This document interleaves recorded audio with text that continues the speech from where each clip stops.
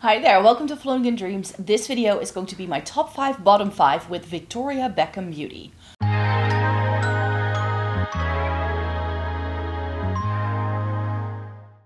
Welcome to everybody watching today. Thank you so very much for joining me. This video is going to be an overview of some of the products that I've tried by Victoria Beckham Beauty. This is a luxury makeup brand that, of course, if you start looking into them, you're probably wondering what's going to be worth my money, what isn't. And today I'm sharing with you which 5 items that they do that I feel you could not spend your money on, and which things I feel are definitely worth the splurge. Before we get into the video, it may be good to know who I am and what I like doing on this channel. Hi, my name is Maaike. I live in the Netherlands. I have fair skin with a cool to neutral undertone, and this greatly influences how I feel about makeup. I have been reviewing makeup for more than a decade. I love trying out eyeshadow palettes, Essence and Catrice, and getting the use out of my makeup. So if that's something you're interested in, then I hope you'd like to consider subscribing. So normally when I do my top 5, bottom 5 style videos, I tend to give you my bottom 5 first and then my top 5. But with Victoria Beckham Beauty, I have definitely not tried the entire range. But of the products that I have tried, there are a few that for me fit into the bottom category. But also within a certain product, there are shades that I absolutely love and adore, which is why I got more shades. But then I feel the other shades I got are just less of a favorite, you could say. So the top 5, bottom 5 here is continuously, I really love the formula, but. So that's definitely going to happen. So I'm just going to talk about these products as is, going back and forth. So there's not going to be like a strict bottom 5 and a strict top 5, because when push comes to shove, I really do appreciate all of these products. It may be good to know that quite a few of the products you will be seeing here today were sent to me as a gift in PR, so I definitely didn't pay for all of these with my own money. However, I did end up buying some more things that I did put my own money towards. So there is roughly a 50-50 split here, and I will be listing any other products down below, including some links to shop them if you want to. If you do shop through those links, just be mindful that I could make a small commission if you use it.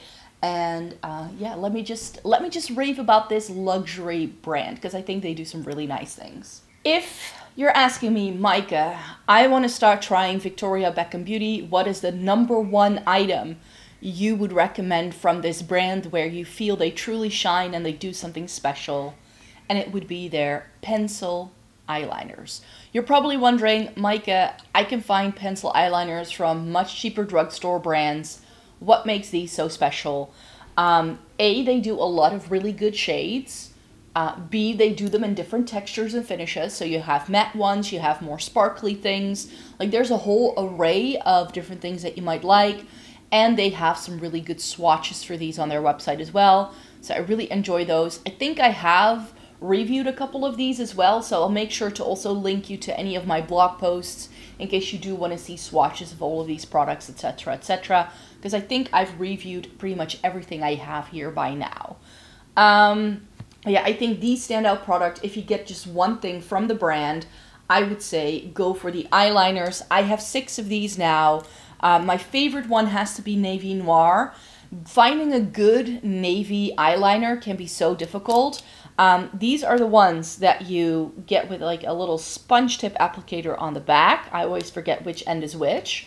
And then you get the eyeliner there. It's one you need to sharpen, so it may seem very cheaply made, but these are some of the creamiest, some of the longest wearing pencil eyeliners I have ever tried. I have hay fever, so I have very watery eyes.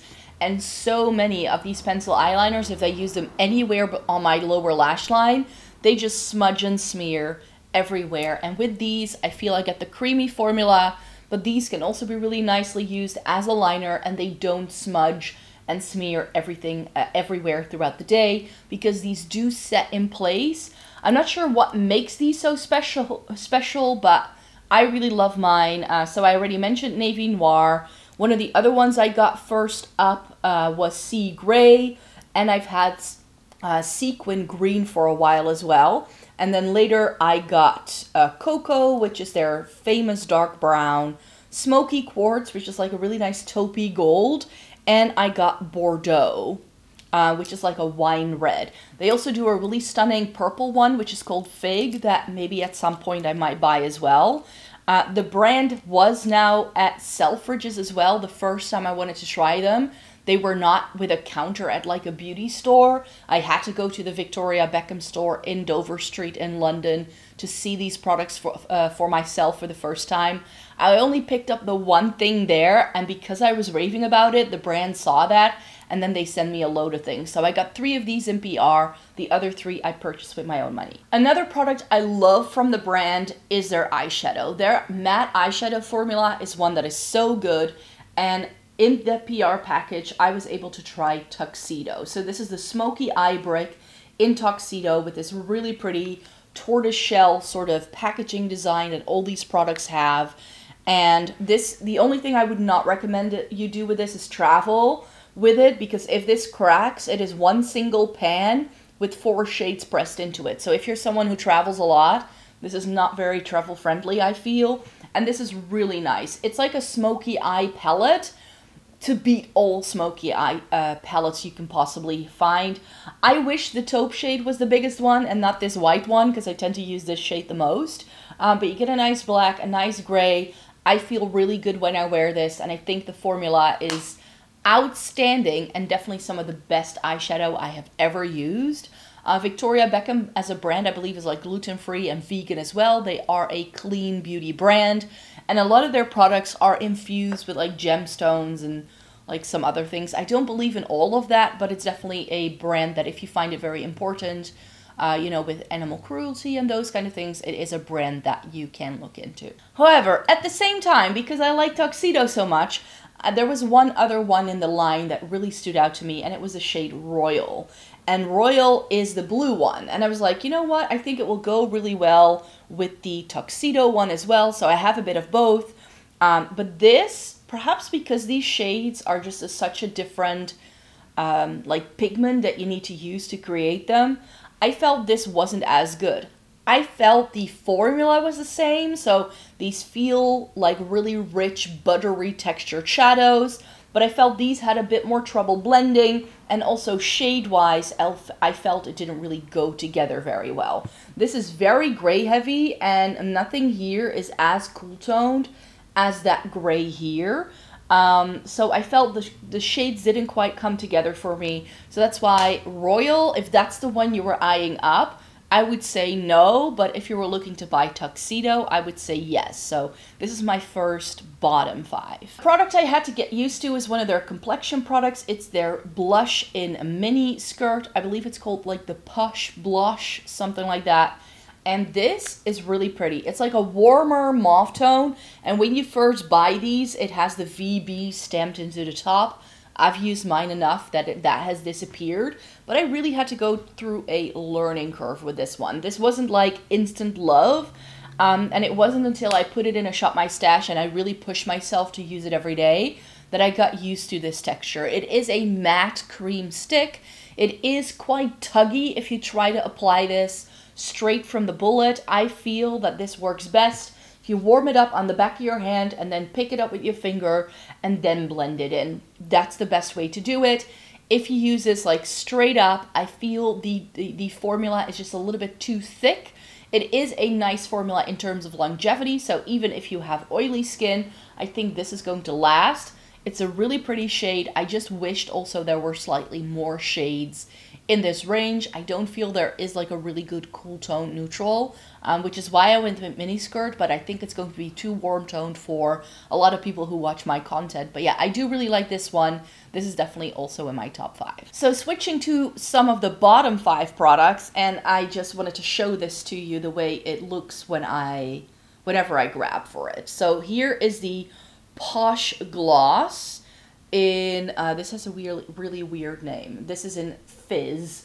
It's one of the best mauve toned lip glosses, but if you leave it sitting out for a while, like if this sits out vertically, it completely like separates after every use. And I mean, I can like swirl it back together. I can fix it. I mean, it's fine. It doesn't smell weird. It doesn't look like weird when you use it. I mean, I can shake it up. and the pigment will come together. Like, it's going to look fine. It takes a little bit of effort, but just because, like, this is a very expensive gloss. These are luxuriously makeup products. They retail for around 40 to 45, sometimes 60 euros. This isn't cheap makeup. And for a gloss to separate this badly, I have feelings about that. And I feel, therefore, I don't love it as much. Like I said, even though it separates, it doesn't smell funky, I can still definitely use it. But I know so many people, if their products do this, they would chuck them instantly. And even though it's a really lovely formula, it is a really pretty shade on as well, I just feel that sets it back just a little bit. And I would say, if that makes you have the ick, maybe don't put your money towards it. More lip products then, and that goes out to some shades that I love and a shade that I feel a little bit disappointed by. So 2 of my Posh lipsticks are definitely in my top 5. The other one is in the bottom 5. So the ones that go into my top 5 are shades I've shown you in recent videos. It's Jump and Alter Ego. So Jump is a really pretty cooler tone mauve shade that just works really well. So many luxury brands, if they do like a mauve, it always has a hint of something warm to it. This one doesn't.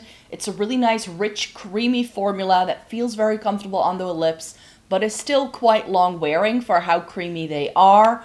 And then Alter Ego is like their very nice, bright pink. It's a really good, like, berry-leaning pink that I really love wearing this time round.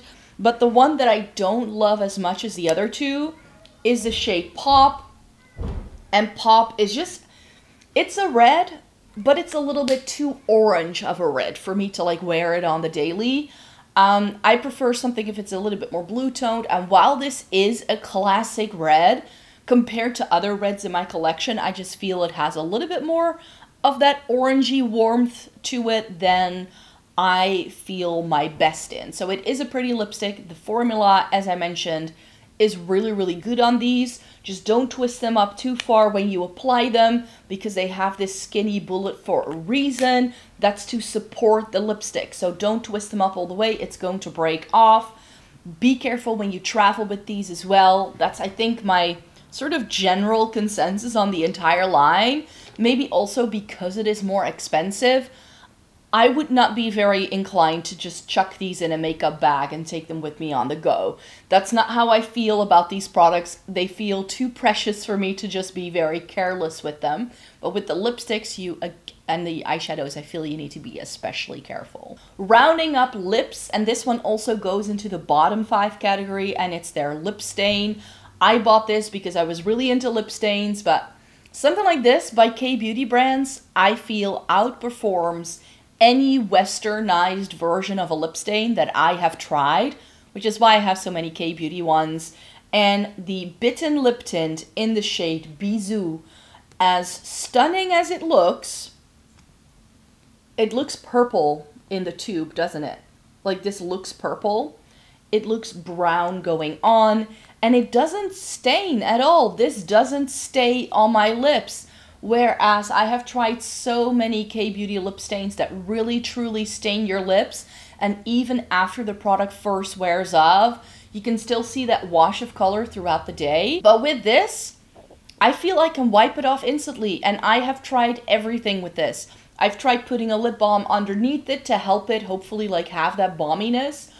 I've tried to go on completely dry lips to make it as dry as possible to see if I can get the longevity out of this.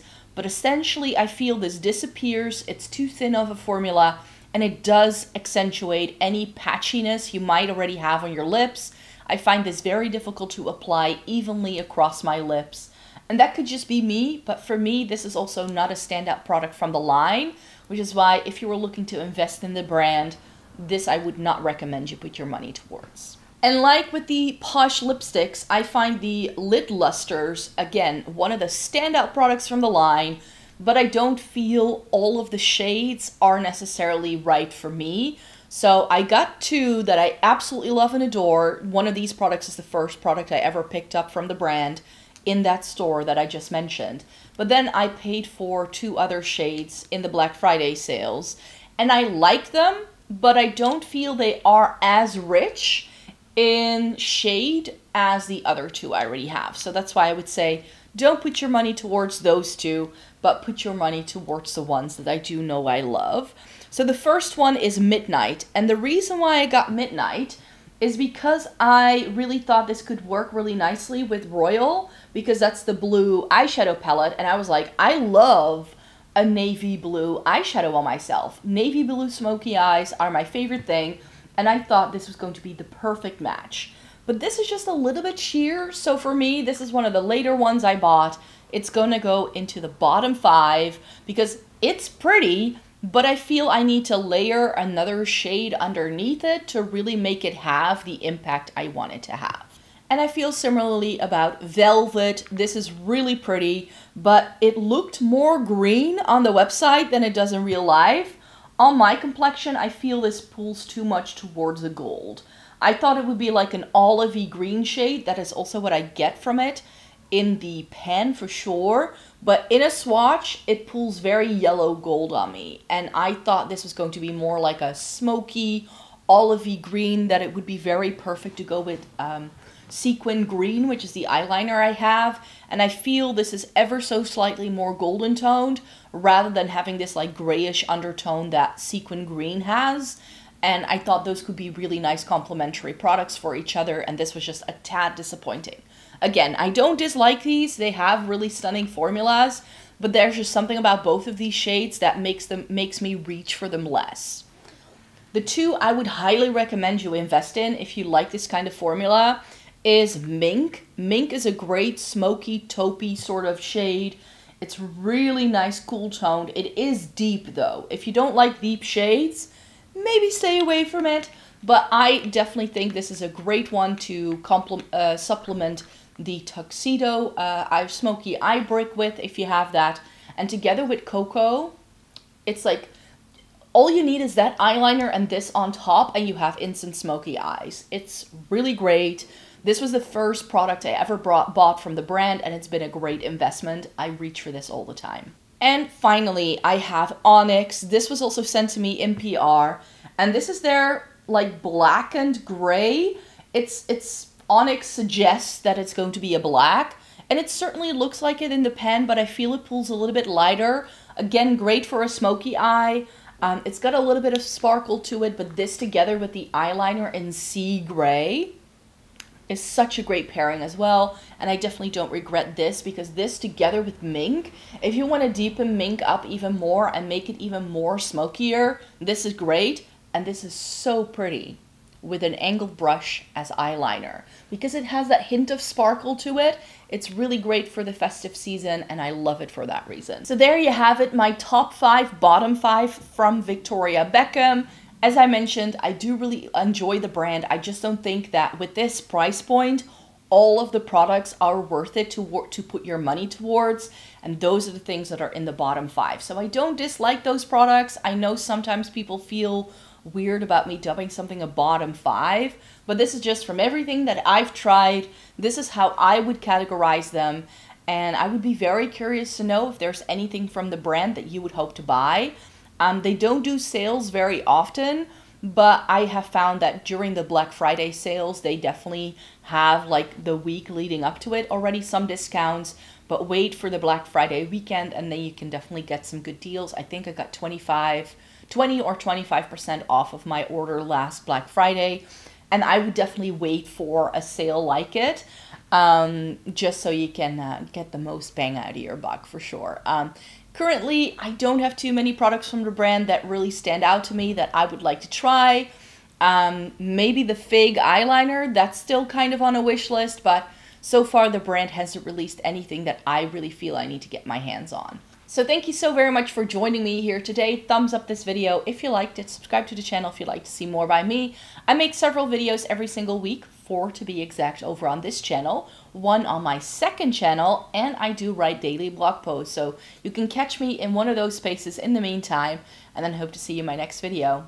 Take care, everybody. Bye-bye.